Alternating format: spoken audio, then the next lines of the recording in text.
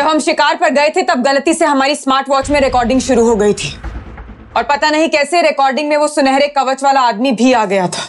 ये सुनकर वीर को डर लग रहा था कि कहीं उसका पर्दाफाश ना हो जाए।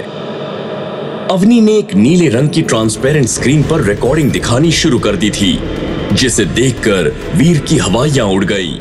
जैसे ही अवनी ने स्क्रीन पर फुटेज चलाई तो सभी उस शख्स का कवच और हथियार देखकर चौंक गए।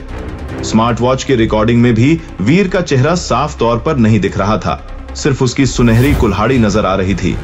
स्क्रीन पर उस शख्स की रिकॉर्डिंग देखते ही जय के मुंह से डॉलर नाम निकल ही रहा था, लेकिन उसने अपनी जुबान पर लगाम लगाते हुए सिर्फ डॉल शब्द ही बोला। अवनी ने जय की इस हरकत को भांप लिया और वह जय पर गुस्सा हो गई। वह उस पर चिल्लाने लगी और उससे डॉलर के बारे में पूछने लगी। जय चुपचाप अवनी के गुस्से का शिकार बन रहा था। अवनी ने सभी लोगों को डॉलर के बारे में पता लगाने के लिए कह दिया।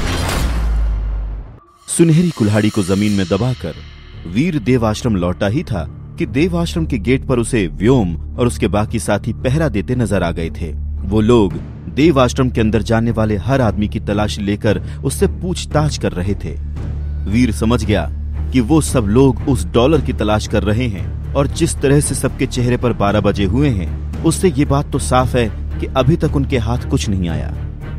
वीर ने सोचा, बेचारों को अंदाजा भी नहीं है कि जिस डॉलर को ये लोग ढूंढ रहे हैं उसे पकड़ना मुश्किल ही नहीं, नामुमकिन है।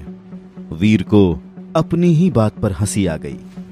अब जब उसने उस सुनहरी कुल्हाड़ी को छुपा दिया है तो उसे किसी चीज का डर नहीं है, इसलिए वो बिना डरे गेट पर अपनी तलाशी देने के लिए तैयार हो जाता है। व्योम पहले से ही बहुत खराब मूड में था और वीर को देखकर तो वो और भी ज्यादा चिढ़ गया था। उसने चिल्लाकर अपने साथियों से कहा, अरे इस पर अपना समय क्यों बर्बाद कर रहे हो? ये किस एंगल से तुम्हें डॉलर लग रहा है? अगर ये डॉलर है ना तो फिर मैं अमिताभ बच्चन हूं, समझे? इससे पहले कि उसका साथी वीर की तलाशी ले पाता, व्योम ने उसे रोक दिया था।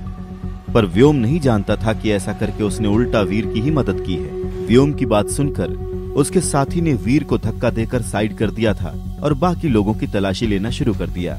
वीर के चेहरे पर मुस्कान आ गई थी। ये नहीं जानते कि गंगाधर ही शक्तिमान है। वीर ने हल्का सा हंसकर उन लोगों को देखा और अपने कमरे की तरफ चला गया। हालांकि जब वो कमरे की तरफ जा रहा था तब रास्ते में सब लोग उसे एक ही चीज डिस्कस करते नजर आ रहे थे, सनसेट पॉइंट पर हुए इंसिडेंट के बारे में। सबके मुंह से डॉलर यानी कि अपनी खुद की तारीफ सुनकर वीर के चेहरे पर मुस्कुराहट आ गई। अपनी तारीफ के साथ साथ उसने कुछ ऐसा भी सुना जिसे सुनकर उसके कान खड़े हो गए। बहुत से लोग उसे डॉलर के बजाय डॉल कहकर बुला रहे थे।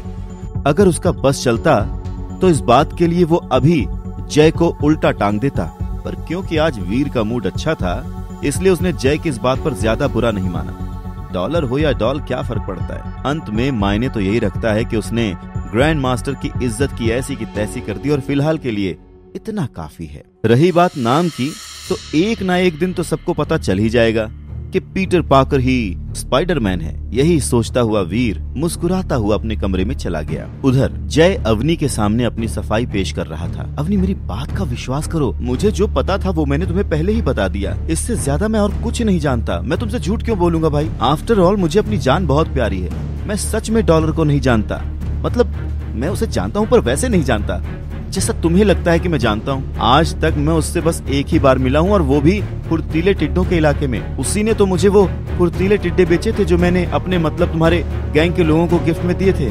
अगर तुम्हें मेरी बात पर विश्वास नहीं है तो तुम गैंग के लोगों से पूछ लो। उन्होंने ही उन फुर्तीले टिड्डों को देव आश्रम वापस लाने में मेरी मदद की थी। ट्रस्ट मी, इससे ज्यादा मैं और कुछ नहीं जानता। देव आश्रम के दूसरे कमरे में जय आंखों में आंसू लिए अवनी शेरगिल को अपनी सफाई दे रहा था। आगे की कहानी जानने के लिए देखें अगला एपिसोड सिर्फ पॉकेट एफएम के यूट्यूब चैनल पर, और शुरवीर के सारे एपिसोड्स को सुनने के लिए डिस्क्रिप्शन में दी लिंक से डाउनलोड करें पॉकेट एफएम ऐप।